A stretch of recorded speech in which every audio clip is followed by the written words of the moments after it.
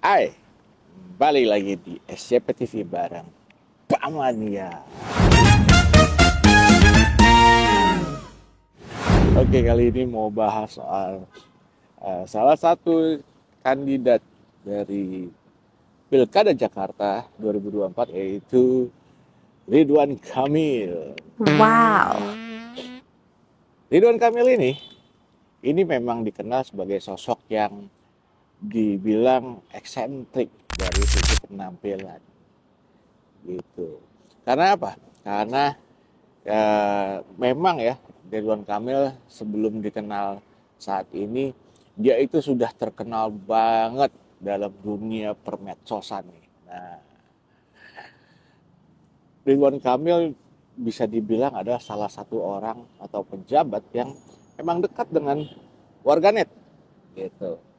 Terutama dia menggunakan platform-platform seperti Instagram gitu. Kemudian juga kalau dulu kan pernah dia menggunakan Twitter walaupun blunder lah. Tapi di luar daripada itu, Ridwan Kamil ini adalah salah satu, mungkin satu-satunya kandidat yang menurut saya itu mukanya paling glowing. Ya bisa dilihat lah ya, apa namanya, udah glowing, bibirnya juga glossy tuh kalau dilihat. Ini bukan bermaksud merendahkan, tapi memang dari sisi penampilan dibanding dengan kandidat lainnya, Ridwan Kamil ini memang punya polesan yang lebih dibanding dengan kandidat yang lain. Nah, persoalannya dalam kontestasi di Pilkada Jakarta, ya, apakah itu diperlukan? Ya, saya rasa itu mungkin sedikit banyak bisa ditentukan karena ya mungkin salah satu alasan masyarakat warga DKI untuk memilih Ridwan Kamil itu karena kemulusan dari wajahnya mungkin gitu, enggak tahu juga. Tapi kalau misalkan bicara soal program, nah, banyak program-program Ridwan Kamil pada saat dia dulu menjabat di Jawa Barat sebagai gubernur, itu banyak yang juga nggak terrealisasikan. Banyak juga warga yang berpendapat bahwa kegagalan-kegagalan yang ada di Jawa Barat itu dulunya sempat digembar-gemborkan program tersebut, tapi apa? Justru nggak terrealisasi. Bahkan persoalan banjir di Bandung pun itu nggak bisa tertangani dengan baik dan benar. Masih banyak titik-titik di mana kalau hujan di Jawa Barat itu, terutama di Bandung juga, ya, itu terendam banjir gitu. Nah, program lainnya apa yang gagal? Ya, gimana ya? Saya ada beberapa catatan mengenai program Ridwan Kamil yang gagal. Dan ini menarik saya karena apa? Saya ambil dari salah satu media nasional ya yang memang mengatakan bahwa dengan judul Daftar Proyek Ridwan Kamil yang tak terrealisasi semasa jadi wali kota Bandung dan gubernur Jabar. Nah, bayangkan itu. Nah, kemudian dikatakanlah di sini bahwa beberapa catatan ya diantaranya merupakan proyek transportasi yang justru sangat dibutuhkan oleh warga Jawa Barat demi mengatasi kemacetan. Oke. Nah, di sini ada sejumlah proyek besar yang tidak terrealisasi hingga masa jabatan dari Ridwan Kamil ini berakhir.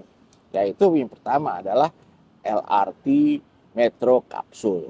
Nah, nih, saat berkampanye di Pilkada Kota Bandung di tahun 2013, Ridwan Kamil pernah berjanji untuk menghadirkan moda transportasi massal berupa Light Rail Transit atau LRT Metro Kapsul. Nah, dalam rencananya, proyek ini dikerjakan oleh PT Pembangunan Perumahan atas penunjukan langsung melalui keputusan Presiden.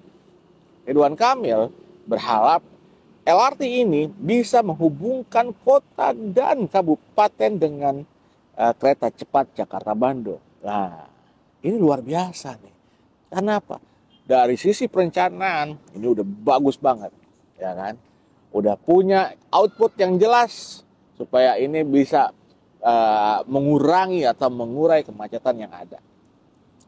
Namun, di akhir kepemimpinannya sebagai wali kota Bandung, Ridwan Kamil mengakui LRT Metro Kapsul tidak mampu direalisasikan. Nah, gila kalau saya bilang. Maksudnya, ngapain dijanji-janjiin gitu kan? Dan parahnya kalau menurut saya, ini kan katanya udah ada penunjukan langsung, ya kan, untuk bisa dikerjakan. Tapi apa yang jadi persoalan? Sampai akhirnya tidak bisa terrealisasikan. Nah, kemudian proyek selanjutnya adalah yang gagal ya. Ini ada 13 trayek TMB. Jadi selain LRT, proyek transportasi yang tidak terrealisasi selama Kang Emil menjadi wali kota Bandung adalah 13 trayek Transmetro Bandung atau TMB. Nah, saat kampanye dia pernah berjanji untuk memprioritaskan proyek TMB yang diklaim mampu memecah masalah kemacetan di kota Bandung. Namun, pada akhir masa jabatan, ya ini baru memiliki setengah trayek yang dicanangkan. Jadi nggak selesai. Coba. Dan kemudian saat terpilih menjadi gubernur Jawa Barat, Kang Emil ini berjanji melanjutkan proyek tersebut sampai selesai. Ya kan? Kata dia sih kalau transportasi karena masalahnya kompleks bisa nanti saya selesaikan setelah jadi gubernur. Gitu. Kemudian proyek berikutnya yang bisa dikatakan gagal adalah Bandara Sukabumi. Nah, salah satu proyek yang gembar-gemborkan Ridwan Kamil saat kampanye menjadi calon gubernur Jawa Barat adalah bandara di Sukabumi. Menurutnya, bandara tersebut ini dapat menggenjot perekonomian Jawa Barat. Ya kan? Infrastruktur tersebut katanya perlu dirasa mengingat potensi pariwisata Jawa Barat yang begitu besar tapi belum maksimal. Setuju saya di situ. Ya kan? Tapi apakah selesai? Ya kan? Karena hingga masa jabatannya berakhir, Ridwan Kamil gagal merealisasikan janji kampanyenya. Gimana dong tuh? Ya kan? Apa itu yang salah tuh dari situ? Kalau saya sih ya, saya cuma bisa bilang sama Ridwan Kamil, janganlah berjanji kalau tidak bisa menepati. Dalam sebuah berita juga, ya kan, pernah ada satu proyek di mana isinya itu ada sanak saudaranya. Gitu. Gue bingung ya, sanak saudara dimasukin jadi satu proyek kayak gitu, ya kan? Katanya dia butuh apa sih namanya, nasihat untuk pembangunan di Jawa Barat. Aduh, bullshit lah ya. Nah, kalau udah tahu begitu, teman-teman, ya, apakah kita sebagai warga Jakarta ya, mau punya pemimpin atau gubernur seperti Ridwan Kamil?